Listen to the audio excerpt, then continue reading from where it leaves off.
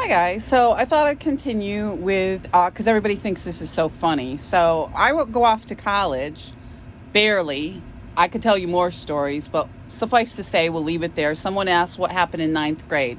Well, that's when we moved to Fort Johnson. My mother met Freddie, and we'll get into Freddie a little bit. Freddie was my mom's new boyfriend after we moved out to Fort Johnson and they bought a house. Freddie knew all the garages in the area, and I'll touch base with that in a video a little bit later.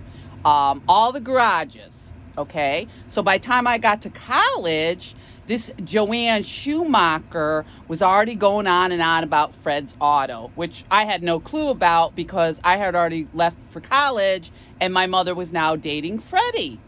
And we'll get into that. The mills, the garages, the different things concerning Freddie.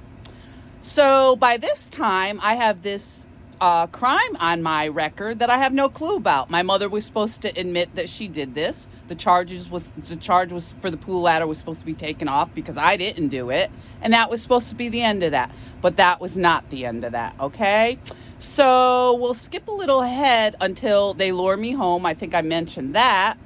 And my sister kicks me out of her bedroom. So my sister's back around again. By this time, Marie Raleigh is back around again. By this time, Marie Raleigh is hanging out with who?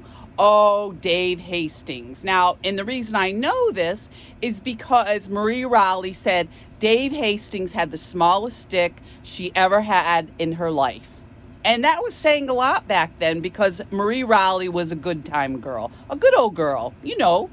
Well, I didn't know because these two were plotting and scheming behind the scenes. Yes, Dave Hastings shows his head because, oh yes, he was also friends with Holly. He was friends with Lenny. He was friends with all these people. And he shows up periodically too because right around this time was when we all started going to Cravings. You know, when my sister-in-law called Flan a pimp, but I didn't really know at the time. Everything was all so fucking funny.